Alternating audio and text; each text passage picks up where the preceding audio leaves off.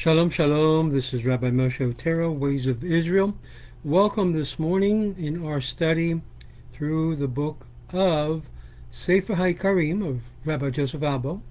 And we're going to be looking at chapter 26 this morning as we continue forward with the study of Sefer Haikkarim. Obviously, this one is the last chapter of this first book. And then in his second book, we'll be taking a look at the observation and other things. But let's go ahead and move forward. It's going to be a short shiur this morning. But we're going to take a look at chapter 26.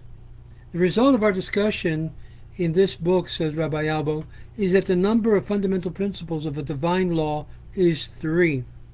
The existence of God, revelation, reward, and punishment. Without these, we cannot conceive of a divine law. Subordinate to these 3 are secondary principles derived from them and related to them as species as to their genre. Namely, that if you remove one of the derivative principles, you do not remove thereby the fundamental principle, but if you remove the fundamental principle, the derivative principle disappears also, as we have explained. The derivative principles coming under the existence of God as demanded by reason and by the law of Moses are unity, incorporeality, independence of time, freedom from defects.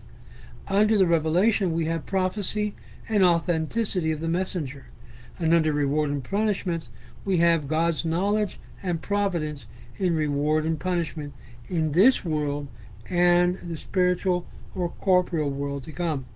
There is no need of laying down any other principles of the law of Moses, fundamental or derived from these, except those mentioned.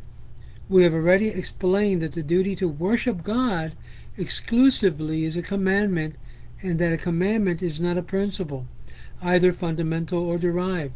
Irrepealability of the Torah and the superiority of Moses as a prophet come under the authenticity of the messenger, as we will explain in Book 3.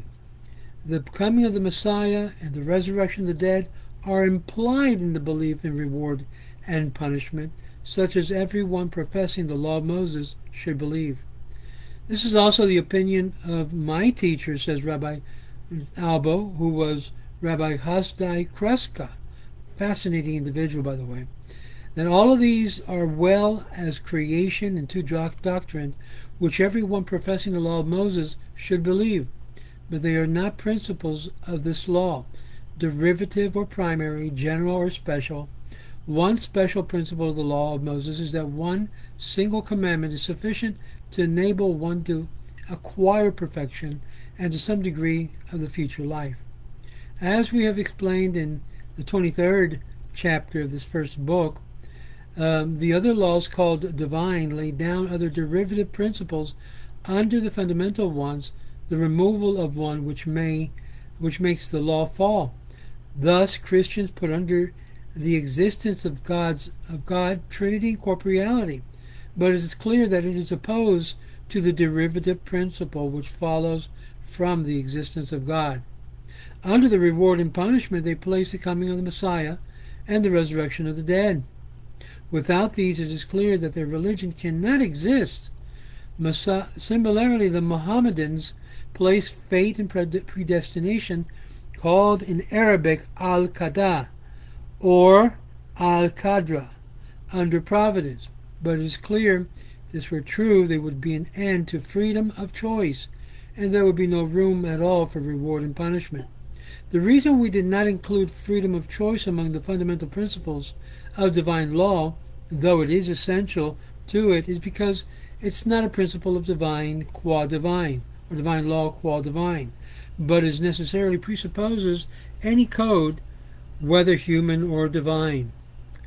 According to the numbers of principles and fundamentals derived is 11. Existence of God is in unity, is incorporeality, independence of time, freedom from defect, prophecy, authenticity of the messenger, revelation, God's knowledge and providence, reward and punishment. And if we count God's knowledge and providence as one, as Maimonides does, then the numbers of principles will be 10. And if we count freedom from among the principles of divine law, since it's necessary presupposed by it, though it is not essential to it as divine, the number of principles will be 12 or 11. We did not include purpose in general as a principle of divine law, although it presupposes or presupposed in any system or code of law, human or divine, like freedom, because the special purpose of divine law is the reward that is promised, and that has already been included as a principle. Now herein ends the first book of Sefer Haikkarim, which inquires into the number of fundamental and derivative principles and attributes common to divine laws. Praise be to God who has helped us thus far. This was all that I had intended to say, says Rabbi Albo, in this work concerning the fundamentals and derived principles. At the request, however, of my friend, Orthodox believers as well as philosophers, who asked me to explain them to the meaning of these principles and other matters following from and related to them in proper manner, which is in agreement with the opinion of the Torah, and I added the 3 books which follows. So therefore I promised at the beginning of the book to explain them with the help of God, who is above all praised. And so we end the first book of 4, which we will delve into in the following weeks. May God bless you and strengthen you. May God keep you and protect you and heal you if there's any ailments among all Kalal Israel and all the God-fearers.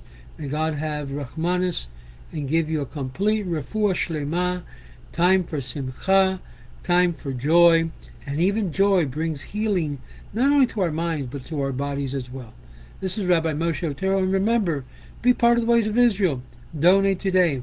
Very easy to do, and it will help a lot of people who are dependent upon our messages every day. Shalom, shalom, and may you have a wonderful week.